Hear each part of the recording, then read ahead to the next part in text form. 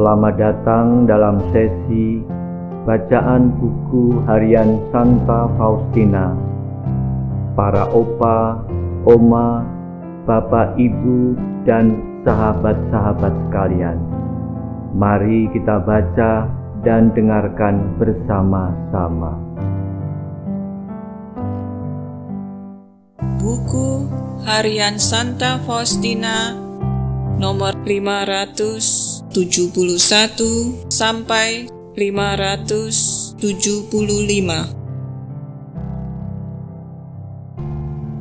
Ya Yesusku, kebenaran yang kekal, aku tidak takut akan suatu pun, entah kesulitan, entah penderitaan. Yang kutakuti hanyalah satu hal, yakni melukai hatimu. Ya Yesusku, lebih baik aku binasa daripada membuat Engkau berduka. Ya Yesus, Engkau tahu bahwa kasihku hanya tertuju padamu. Jiwaku sepenuhnya terserap ke dalam dirimu. Oh, betapa besarnya gairah setiap jiwa yang akan hidup di biara itu, karena Allah datang dan tinggal bersama kita. Biarlah diingat-ingat oleh setiap suster bahwa kalau kita, para biarawati, tidak memohon kerahiman Allah, siapa lagi yang akan melakukannya? Setiap suster hendaknya terbakar seperti kurban yang murni di hadapan keagungan Allah.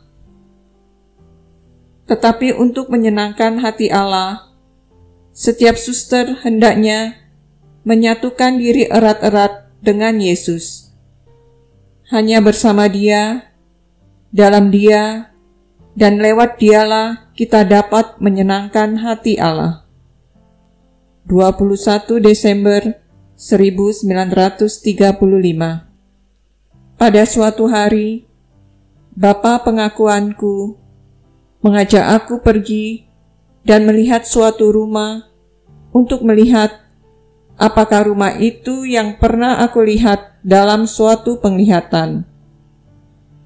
Ketika aku pergi bersama Bapa pengakuanku untuk melihat rumah itu, atau lebih tepatnya reruntuhan itu, sekali pandang aku langsung mengenali bahwa itulah rumah yang tampak dalam penglihatanku.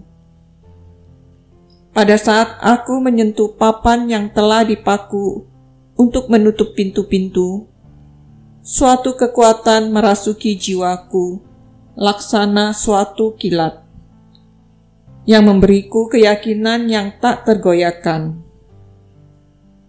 Dengan cepat, aku meninggalkan tempat itu. Hatiku penuh dengan sukacita, karena aku merasa bahwa ada suatu kekuatan tertentu yang mengikat aku dengan tempat itu. Aku sangat bahagia menyaksikan segala sesuatu, sungguh cocok dengan apa yang kulihat dalam penampakan. Ketika Bapa pengakuan berbicara kepadaku mengenai pengaturan kamar-kamar dan hal-hal lain, aku menyadari segala sesuatu sama seperti yang telah dikatakan kepadaku oleh Yesus. Hatiku sangat bersukacita karena Allah bertindak lewat Bapa pengakuanku. Dan aku tidak heran karena Allah memberi dia terang yang sedemikian besar.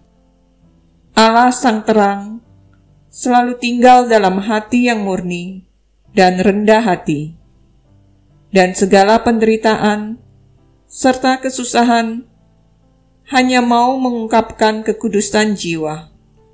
Ketika aku kembali ke rumah, aku langsung pergi ke kapel kami untuk beristirahat sejenak. Kemudian, tiba-tiba aku mendengar kata-kata ini dalam jiwaku.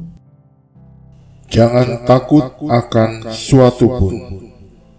Aku menyertaimu. semua masalah ini ada dalam tanganku, dan aku akan mengantarnya sampai menghasilkan buah sesuai dengan kerahimanku, karena tidak sesuatu pun dapat menghalangi kehendakku. Malam Natal 1935. Sejak pagi buta, rohku tenggelam dalam Allah. Kehadirannya merasuki seluruh diriku. Pada petang hari, sebelum makan malam, aku pergi ke kapel selama beberapa menit untuk berbagi oplatek pada kaki Yesus dengan mereka yang jauh dan yang sangat dikasihi Yesus, dan yang kepadanya aku berutang sangat banyak. Tidak lama sesudah aku berbagi oplatek secara rohani dengan orang tertentu, aku mendengar kata-kata ini dalam diriku. Bagiku, hatinya adalah suatu surga di atas bumi. Ketika aku meninggalkan kapel, dalam sekejap kemahakuasaan Allah meliputi aku. Aku mengerti betapa besarnya kasih Allah kepada kita. Oh, seandainya manusia dapat menangkap sekurang-kurangnya sebagian dari kasih itu dan memahaminya. Hari Natal, Misa Tengah Malam. Dalam Misa Kudus, sekali lagi aku melihat bayi Yesus yang mungil. Luar biasa eloknya. Wajahnya berseri-seri sambil mengulurkan tangannya yang mungil kepadaku. Sesudah komuni kudus, aku mendengar suara, Aku selalu berada di dalam hatimu, bukan hanya ketika engkau menerimaku dalam komuni kudus, tetapi selalu. Aku menjalani hari-hari pesta ini dalam sukacita yang besar. Demikian telah kita baca dan dengarkan bersama-sama buku harian Santa Faustina hari ini. Kita akan lanjutkan bersama-sama besok di waktu yang sama. Berkah dalam.